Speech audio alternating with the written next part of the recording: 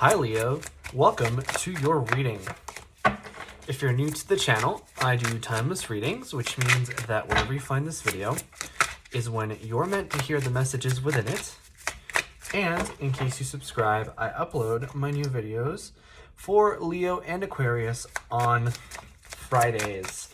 Also, the deck that I'm using today is called the Modern Spellcaster's Tarot. And as always, if you guys are interested in booking a personal reading, my information is in the description below. But I do want to give you guys just a little insight into how I shuffle my cards.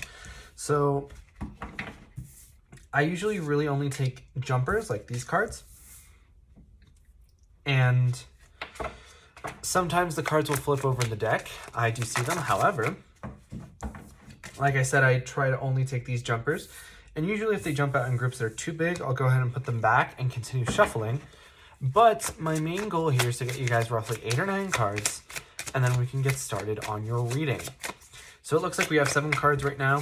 So I'm just going to keep shuffling until we pull out 1 or 2 more cards, and then we can get started.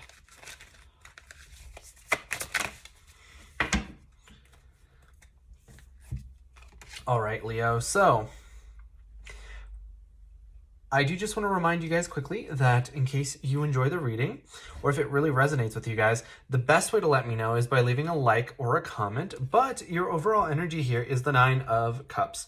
Now, the 9 of Cups is actually a really awesome energy to have because it talks about wish fulfillment. So I think that for a lot of you guys, you've been really pining over something for a long time. And now's the time that it's really going to sort of start to materialize for you guys. Perhaps I'm hearing also that some of you guys have had like a vague goal, and now it's kind of starting to crystallize, and that's going to in turn allow you to be able to go after your goal so much more effectively, which is going to make it much more realistic, right? So this card is all about wishes coming true. I think that on that topic, a lot of things are being made known to you. For example, we have the Moon card here, which really draws my attention. The Moon card can be representative of Piscean energy. So I think that for a lot of you guys, you might be dealing with something that has to do with that sort of emotional water element in your life. I think that for a lot of you guys, you've been really going through that mindset of, logic first, emotion second. But now with the Moon card, I feel like things are becoming a lot more known to you. Sort of things that you've had in your subconscious that you haven't really acknowledged on a conscious level. And that's going to shift your paradigm a little bit and allow you to be able to really look at things how they truly are instead of sort of like a projection of what things looked like in the past. That being said, we have the Justice card and the 10 of Pentacles here. So that to me makes me feel like you guys are really going after this sense of the ideal home environment, because that's the 5 of Pentacles, right? So the 10 of Pentacles, like I was saying, is that ideal home environment. But now that I looked at this card again, it's the 5 of Pentacles, but I don't think that was a coincidence, because I think that with this 5 of Pentacles, it looks like you've been sort of wronged in that regard. And it feels like it has to do something with the home, right? For a lot of us right now, as I'm currently filming this, we have to be we have to stay put in our homes. And I feel like for a lot of you guys, that may have affected you in a lot of negative ways. But with this Justice card and with this 5 of Pentacles, it's very interesting that we're seeing this energy of things becoming right. Because with the 5 of Pentacles, we have this energy of the doors being shut on you, an opportunity being closed, something that was meant to happen not happening, right? And I feel like with this Justice card, we have that rectification, right? Things that you feel like you've deserved that you maybe haven't gotten due to some unfair circumstance are going to be rectified, and you're going to feel a lot happier with where you are and the things that you have in relation to what happened to that event. Especially since we have the 5 of Swords in reverse and the 6 of Swords. Those are 2 awesome cards because the 6 of Swords talks about or rather the Five of Swords in the reverse energy. But like I was saying with the Six of Swords, it talks about leaving a situation and moving into calmer waters, right? Quite literally with the boat here. So I'm thinking that for a lot of you guys, you've had conflict in the past, because that's what the Five of Swords in the upright is representative of. It represents that conflict, that strife, that misunderstanding.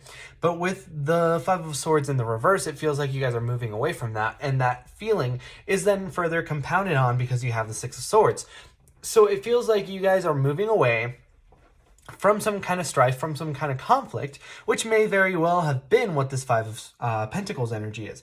Because this is the energy of being left out in the cold, and this is the energy of having conflicts and misunderstandings and things like that. So I'm feeling like these two energies are kind of compounding to tell you, hey, whatever it is that bothered you in the past is in the past, right? And it's very interesting that we also have the Seven of Swords here, along with the Seven of Pentacles in reverse. So this Seven of Pentacles, for me, is an input-output kind of a card.